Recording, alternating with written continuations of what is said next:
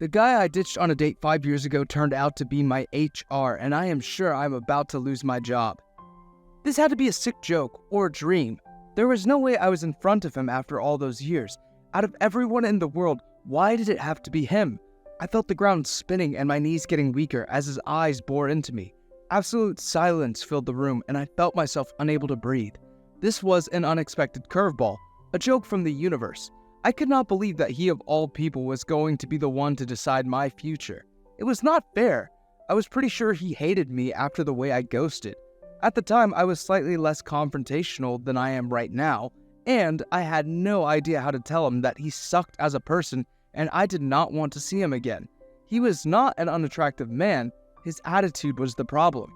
A mutual friend set us up on a blind date, and during the date, he came off as rude, self-obsessed, and unsympathetic. All he did was talk and not give me a chance to say anything about myself. He seemed to enjoy the fact that I did not talk so much because, as the evening progressed, he was more affectionate with me. I ended up deciding to go home with him because he was attractive. I regretted that choice the very next morning while we were having pillow talk and I opened up to him about my struggles with my career. His response was quite dismissive and he was very quick to change the topic. It appeared that the date went well on his end because he carried on texting me. He annoyed me for a whole week while I tried to figure out a way to get rid of him. When he asked me out on a second date, I ended up saying yes, but I never showed up. I ended up deleting his number since I was already moving cities. Never in my wildest dreams would I have thought that he was going to be the HR manager at the company I hoped to work for. Before he could open his mouth, I turned on my heel. I was not going to give him the satisfaction of mocking me. "Luca, wait," he suddenly said. Something in me told me not to stop, even though I was sure that he was going to rip into me. I turned to look at him and braced myself for the incoming insults. "You do not have to leave. Let us conduct the interview. I am a professional who does not let personal issues stand in the way of my decisions," he continued. "You do not have to be nice, Alex. I can just leave," I responded. He shook his head and gestured for me to sit down. I decided to go ahead with the formalities even though I could see my chances of getting that job flying out of the window. The interview carried on without any hiccup and he told me to expect an email on the outcome. A day later. I received an email from the company a day later while I was having coffee with my mom. I audibly gasped when I saw the company email address. "Hey, you are turning red. What is going on, my dear?" Mom asked with a very concerned voice. "I got an email from that company I applied to, but I doubt that I will get the job," I said sadly. My mom made a displeased face and said, "No, do not say negative things. I will not have you do that. Now open the email," she said in her can-do voice. I felt a sense of calm wash over me due to her encouragement, and I opened the email. For a second, I read the email. Then I read it the second time. I was about to read it for the third time when my mom interrupted me. "What does it say, sweetie?" she asked. A huge smile spread across my face as I told her. "I got the job." "I knew it! I am so proud of you, son. Let me make you some apple crumble to celebrate." She beamed as she hugged me. I felt my whole body tingle with happiness. By some miracle, I had gotten the job. Mom was right about being positive. I needed to take that approach from then on. A week later. Monday was my official start date after handling all the paperwork with HR. The onboarding process went very well and I was more than prepared for my first official day. My plan was to avoid him at all times, figuring that if I was out of sight, then I was out of mind. Unfortunately, I was at the top of his mind. I found him waiting for me at my desk with a coffee. "Hey, I just wanted to give you a welcome coffee. We are happy to have you on the team," he grinned as he handed me the coffee. "Thank you very much," I said with a tight smile. "Let me know if you need anything. You know where my office is," he beamed, and then off he went. I looked at the coffee uneasily but figured he would not do anything to it at work. My first day was a lot of hard work as I had to learn the company's systems, processes, memorize a ton of names, and complete many tasks. When I finally got home, I was extremely exhausted. My entire week pretty much went like this. Alex and I spoke a few times, but nothing interesting happened until Friday afternoon. I was busy working on a report when he showed up with a big smile on his face. "Hey, I have noticed that you did not have your lunch for 2 days in a row. Are you okay?" he asked. I'm fine. Just getting used to the new environment. Besides, I don't get that hungry," I responded. "It's a Friday. Take some time off to refresh your mind," he suggested. "No, it's fine," I responded, then got back to work. "Actually, you have to. As a new person in this department, it is mandatory," he shrugged. "Well, since it's mandatory, I figured that I could have lunch with my colleagues." A couple of minutes later. "You can order whatever you want. You have been working hard this week," Alex urged me. We had just arrived at the restaurant. It was a pretty fancy place, so I was wary about ordering. "I'm not that hungry," I responded as I scanned the menu. "I think we should have steak. It is a Friday, and it has been a good week," he insisted. I looked at the steak prices and nearly lost my mind. There was no way I could afford this. "It is on me, do not worry about it," he smiled. I felt a bit wary but nodded. He ordered the food and then we had a casual conversation about work. He was actually very nice and encouraging, a contrast to the Alex I used to know. Some colleagues showed up soon after and things were less awkward. I noticed how he did his best to include me in the conversation and praised me a lot. It made me feel like he was buttering me up for the final punchline.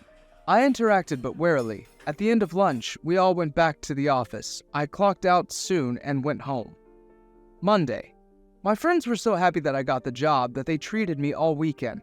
On Saturday, we went to a bar, and on Sunday, we had game night. While we ended early, I was still very tired on Monday. This led to my first mistake that afternoon. I felt myself crashing and unable to lift my head up. In doing so, I accidentally sent the wrong file to a colleague who did not check it. When she did her presentation, she messed up and I felt so bad. I was extremely nervous, especially when Alex called the two of us in. Immediately, I took responsibility for the error.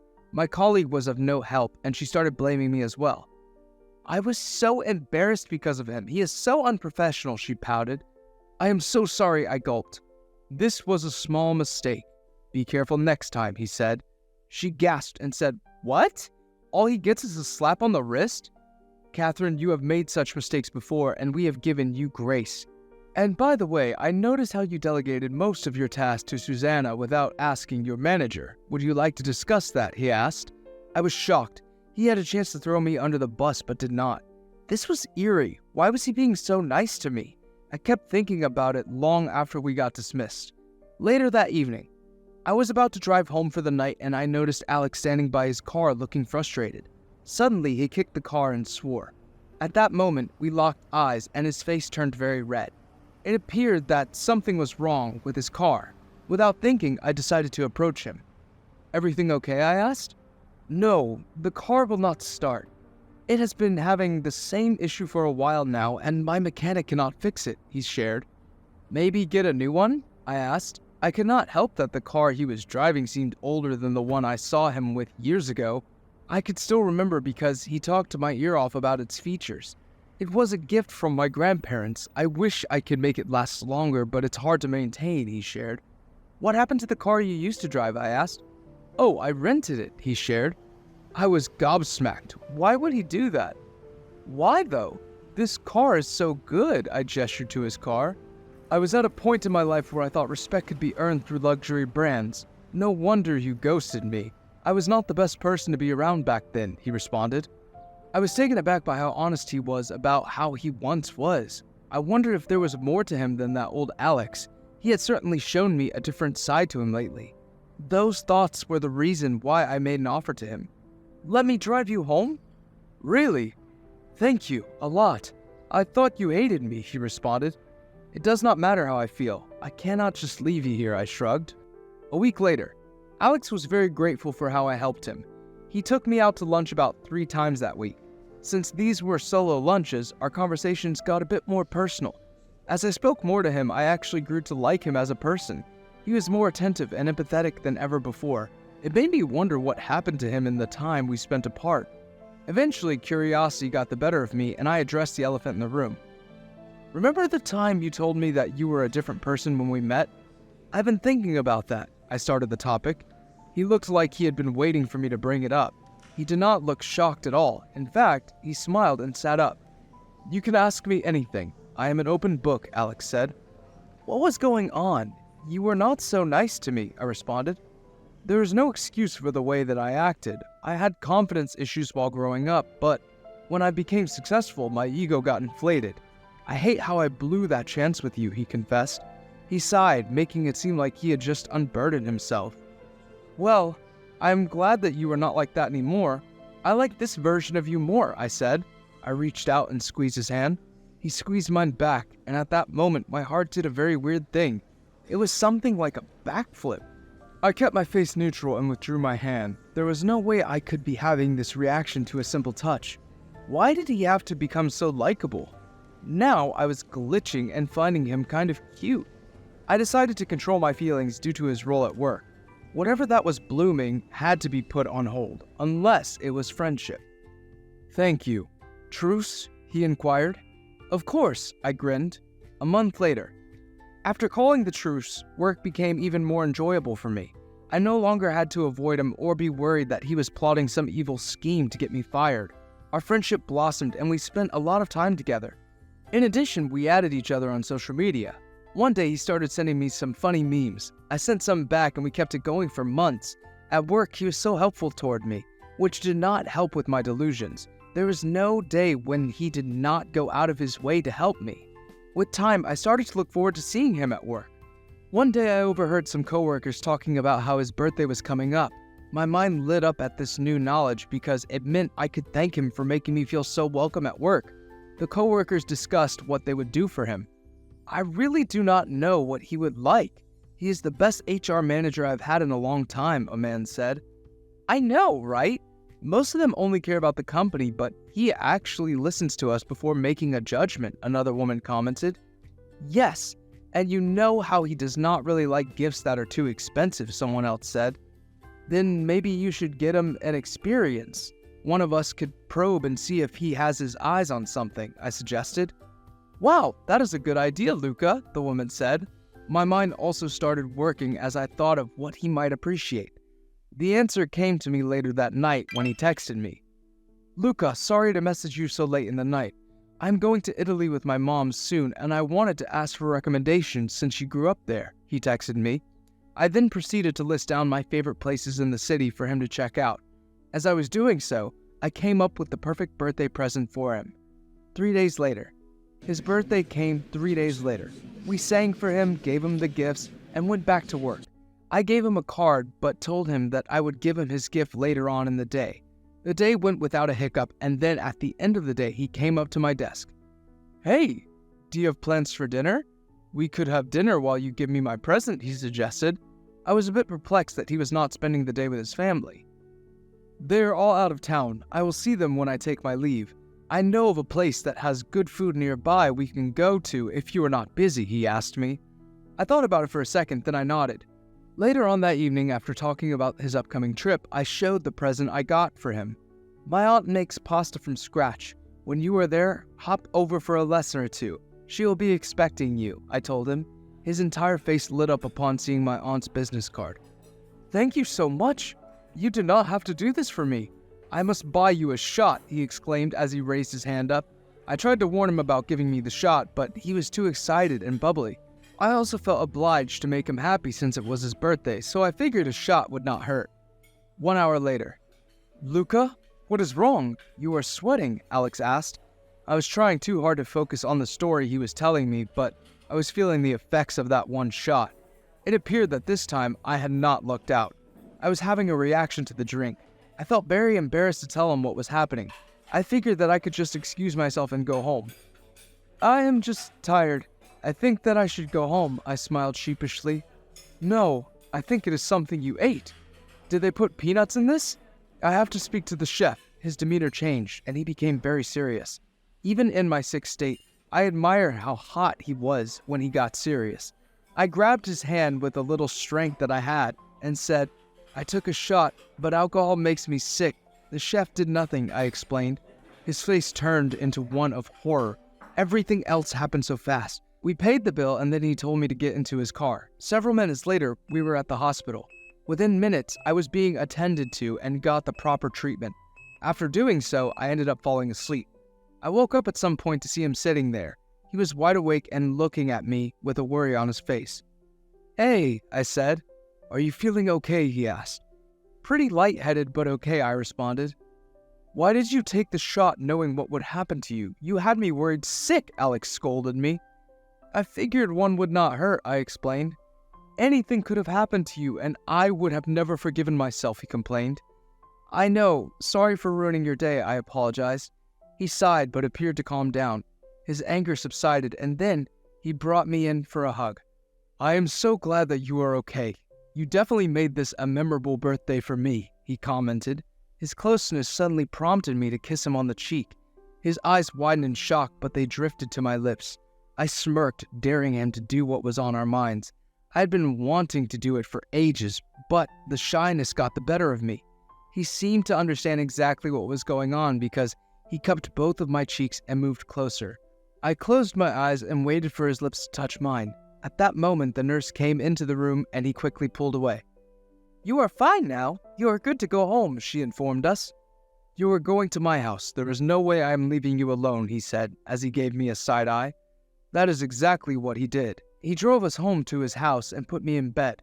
I was hoping that he would join me in bed, but he said he was going to the spare room. He then told me that he had already called in sick for me. A day later, I felt so much better after resting. I waited for him to come home, and while I did so, I tidied around the house. I ended up watching TV and falling asleep in the process. At some point, in a lucid state, I felt someone caress my hair. Instead of being alarmed, a smile spread on my lips. You awake? He asked. My eyes opened immediately, and at that very moment, golden light lit the back of his head, giving him a slight halo. You look much better than when I left you this morning. I sent you a message some time ago, but I figured you were resting, he said as he put a hand on my forehead. Thank you for taking care of me. I'm sorry for ruining your birthday again, I apologized, feeling bad. You did not ruin it. How many times must I tell you? He insisted. At that moment, I realized that it was late in the evening and I needed to go. I've overstayed. I have to go, I insisted. Being in his presence was bringing those weird feelings back, and I was unsure if I wanted to confront them. You can stay another night. You must be weak, he insisted. No, I have to go, I insisted as I got up from the couch and packed my things. Oh, I thought we could hang out. It is okay if you do not want to be in my presence. I guess I have been misreading the signals you have been giving me. Alex's words stopped me in my tracks. The shift was instant. Complete silence filled the room due to the words which he had uttered. He had described the unspeakable feeling between us, and now all was about to change. When I looked at him, he had the most spooked expression on his face. He had brought a hand to cover his mouth as if it would take away all that he had uttered. Why did it take you so long to say something? I inquired, and took steps toward him and noticed how he was breathing heavily. To reassure him, I grasped his hand and entangled it in mine. What were the chances that you would not just ghost me again? He asked. I knew then what I had to do. I put my head against his, looked sincerely in his eyes, and said, You mean so much more to me now. You best believe I will not leave you. Discarding you would be making the biggest mistake twice. Besides, the real you is worth staying for. He smiled, lighting up my world, and finally kissed me. That sweet kiss was a promise to cherish each other much more this time. Not everyone got a second chance, but we did. When he pulled away, I noticed that he looked a bit teary. Are you okay? I asked. I'm just very happy, he expressed. Warming my heart, I stayed and we watched movies while cuddling for the rest of the evening. I was simply buzzing from happiness, which he mirrored. 2 weeks later, after spending nearly every night with him for 2 weeks, I was over the moon. I could not help feeling a sense of peace and calm. It had been so long since I felt such serenity. Every time I saw him at work, my mood instantly lifted, knowing that he was all mine. We were on cloud 9 and could have never come down, but I was still unsure what we were. Sure, we spent every night together, and we cuddled, but nothing was set in stone. This worried me because one night, while he was in the bathroom, his phone rang. I answered it, thinking that it could be a friend, but before I could say anything, a voice said, Hey stranger, want to come over? I miss you. I removed the phone from my ear and checked the time. It was well past 11 in the night. What the actual hell? Without another thought, I hung up and waited for him to come back. When he came back, I immediately said, I'm going home. Seems like I'm holding up the line, as nonchalantly as possible. His eyes widened in surprise, and before he could say anything, I showed him his phone. I started to pack my things while he stood there, silent. I tapped my foot, waiting for him to open up the door. Look, he was someone I was having a thing with. I have not texted him since we got back together, he explained. No need to explain. I want to go home, I insisted impatiently. Come on, Luca, he attempted to talk to me. Please don't leave. I forgot to delete his number, okay? I like you, and I'm committed to you, he begged. I stood there thinking for a while. My anger started to simmer the more I looked at his face. Who could resist such beautiful eyes? I have no right to be angry. It's not like we're official, I sighed. I don't know about you, but you are the only man I care about, Alex proclaimed. His words hit a spot in my heart. I realized that I was a bit hurt because I was jealous. That did not mean I wanted this to end. I needed to give him another chance. Fine. Make me some more of your hot chocolate and I will let this go, I said. His entire face lit up and he got to it. 2 months later. 2 months after we got into a relationship, we were still going strong. In the beginning, we kept the relationship a secret from the people in our lives. We wanted to build a solid foundation before involving anyone else. Keeping it from everyone at work was the most challenging, since we were always tied at the hip. The rumors spread that something was happening between us. Luckily, he took his leave around that time and went to Italy. We planned to announce our relationship shortly after he got back. We were not too worried about the company's dating policy because it was very lenient. We could date as long as we remained professional at work. Being away from him once again after we had just reunited was difficult. I missed him a lot and was often sad when he was not online. The time difference did not help. I did get comfort when he called me from my aunt's place when he attended her pasta making lessons. He was with his mother, who he had recently told about me, so it was a very fun video call. Shortly after the call, I got a message from my mom saying, "My sister just told me that you have a very handsome, well-mannered boyfriend that you did not introduce to me? You must bring him over for dinner immediately." I laughed at how dramatic she was and responded, "Of course, Mom. I wanted to bring him over when he is back in town, though." With that added to the things that we had to do, I felt exhilaration. I was ready to face anything as long as he was by my side. A month later, when Alex came back, the first order of business was to introduce him to my mother. It turned out that I had no reason to stress because they got along like a house on fire. Once that was done, we had to let our colleagues know. We only spoke to the relevant people, but by the end of lunch, everyone knew what was going on between us. The first couple of days went well, and I thought that we had avoided backlash, but boy was I wrong. Some higher-ups in the company seemed to have a lot to say about our relationship. Slowly, their words trickled down to me and they made me sad. They thought that I only got the job because I was dating Alex and not because of my skills. With each day, I felt worse about the situation until I came up with a solution. I brought the solution up to Alex one evening. "Babe, I think that I should quit," I said. I felt his body stiffen before he exclaimed. "Are you mad?" he asked me. "I don't want to put your career in jeopardy. You have worked so hard to get to where you are. I am not happy about the things that they are saying about you," I explained. "I would never let you quit your job to save mine. I know how important your career is to you," he insisted. He leaned down and gave me the lightest forehead kiss. I melted into his embrace once more and forgot about our conversation until he brought it up again. "Maybe we should just break up then?" he suggested. It was my turn to be shocked. I was incredulous that he would even suggest such a thing. "No, I refuse. I have just found you again, and I cannot lose you." My voice quivered from the stress, and I felt like I was about to pass out. "But I want to protect you from those people. I want them to leave you alone. It pains me to be apart from you, but I do not want you to be treated like this," he sighed. I clutched onto his sleeve and made him look at me. "I am going nowhere. They can pry me off of you if they want," I insisted. I was ready to stand on my 10 toes about this. He looked at me with the most loving expression on his face, and I braced myself for his next words. Nothing could have prepared me for them. "Then marry me," Alex proclaimed. "What?" I asked, shocked to the core. "Let us show them how serious we are. Let us make this official," he responded. I thought about it for a second. Maybe you are right. I mean, we love each other and are certain about wanting to spend the rest of our lives together.